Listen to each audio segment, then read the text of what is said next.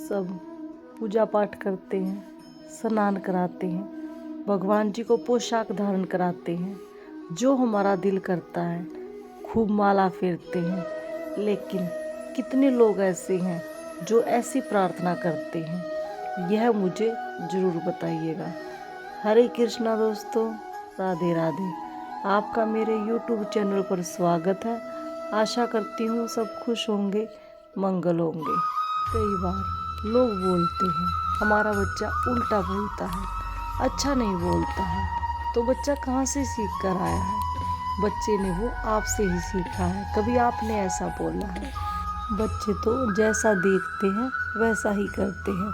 सब हमारे ऊपर निर्भर करता है कि हम बच्चे को कैसा सिखाते हैं। तो दोस्तों, ऐसा ही एक किस्सा सुनाने वाली हूँ। एक परिवार था जो भक्तिमय परिवार था, भक्ति का माहौल था। घर में पूजा पाठ आराधना होती रहती थी। बहुत ही अच्छा परिवार था। घर में एक छोटा सा बच्चा भी था, परिपूर्ण परिवार था। तो बच्चा क्या देखता कि दादाजी प्रतिदिन कान्हा जी की सेवा करते हैं, पूजा आराधना करते हैं। तो बच्चे का बड़ा मन होता कि जैसे दादाजी पूजा पाठ करते हैं ऐसे ही मैं भी करूं। लेकिन कभी मौका नहीं मिलता था, क्योंकि पूजा पाठ का कार्य तो दादाजी करते थे। तो ऐसे ही बच्चे का बड़ा मन होता है, लेकिन मौका नहीं मिलता है। एक दिन किसी कार्य से दादाजी को बाहर जाना पड़ता है, तो लड़के को आज मौका मिल जाता है। लड़का जैसे दादाजी प्रार्थना करते थे सब वैसे ही कर रहा था। जोत पूजा की, जैसे नाम दादाजी लेते थे वैसे नाम ले रहे थे।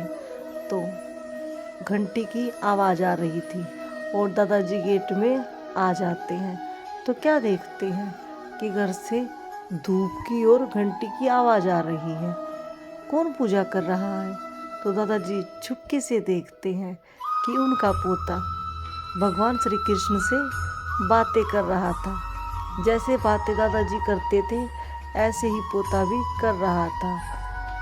कह रहा था कि हे श्री कृष्ण, हे ईश्वर, मेरे दादाजी का ख्याल रखना, क्योंकि वो आपसे कितना प्यार करते हैं और कितना प्यार वो मुझसे करते हैं, जो मुझे प्रतिदिन कहानियाँ सुनाते हैं। और मेरी दादी जी का भी ख्याल रखना, क्योंकि दादी जी दादाजी का कितना ख्याल रखते हैं।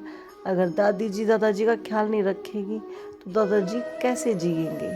तो ऐसे ही बोल रहा था और दादाजी खड़े खड़े सुन रहे थे। फिर पोते ने कहा कि हे ईश्वर, मेरे मम्मी पापा का भी ख्याल रखना। मेरे पापा दिन रात मेहनत करते हैं, तब हमारा घर चलता है। और मेरी मम्मा कितना घर का कार्य करती है, सारा दिन करती रहती है, सबको गरम गरम खाना देती है और खुद आखिर में खुद बचा हुआ खाना, ठंडा खाना ही खा लेती हैं।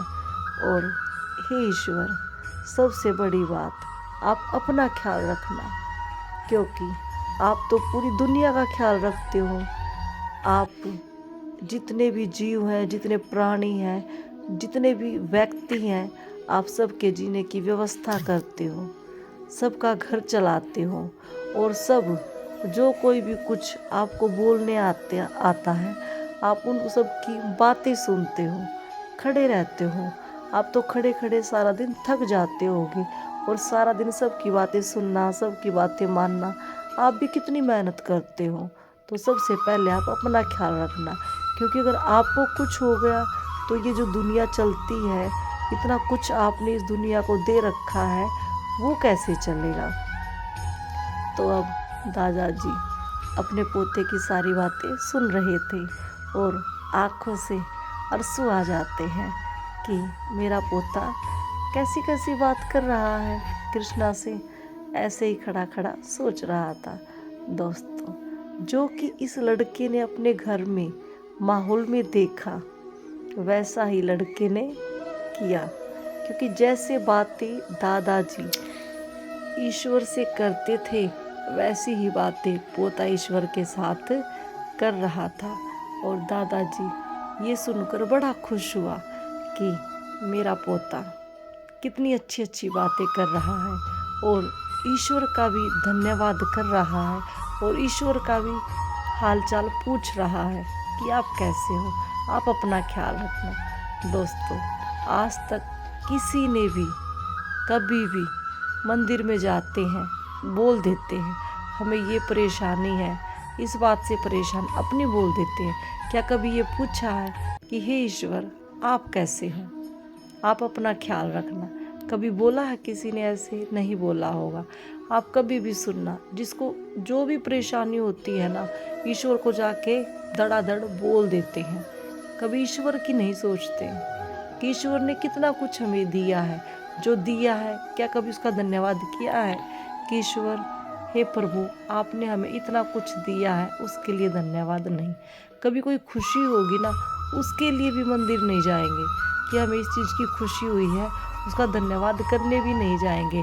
हाँ, जब दुख आ जाएगा ना, जब परेशानियाँ आ जाएंगी, जब परेशानियाँ आपको घेर लेंगी, तब तुरंत चले जाएंगे ये सब बोलने के लिए कि हे प्रभु मेरे साथ ये हो रहा है, तो परेशान हूँ, मुझे परेशानी से बाहर निकाल ले। लेकिन जब खुश होते हो तब क्यों नहीं जाते हो? तब भी तो जाना चाहिए कि हे ईश्वर आपने हमें बहुत कुछ दिया है, ये सृष्टि, ये चंद्रमा, ये वायु, क्या कुछ नहीं दिया है। कई साल पहले महामारी आई थी तो लोगों ने ऑक्सीजन भी खरीदी थी, जो कि ईश्वर ने हमें मुफ्त दे रखी है। तो क्या कभी किसी ने धन्यवाद किया है? जिन्होंने धन्यवाद किया है उनको तो ऑक्सीजन फ्री में ही मिली थी। क्यों? क्योंकि जिस बंदे ने धन्यवाद किया है तो उनकी महामारी भी अपने आप ही ठीक हुई होगी, क्योंकि वो हमारे विश्वास के ऊपर डिपेंड करता है कि हम ईश्वर पर विश्वास कितना करते हैं। हमारा विश्वास हमें ईश्वर की अनुभूति करा देता है, लेकिन जब हम विश्वास ही नहीं करते तो हमें ईश्वर की अनुभूति कैसे हो सकती है? हमारा विश्वास ही ईश्वर से मिलाने में काम करता है। तो दोस्तों, कभी भी मंदिर जाओ, अपने मन की बात बताने जाते हो, क्या कभी ईश्वर के बारे में सोचा है? कितने लोगों ने सोचा है? ये हमें भी ज़रूर बताना। तो दोस्तों, आज के लिए बस इतना ही।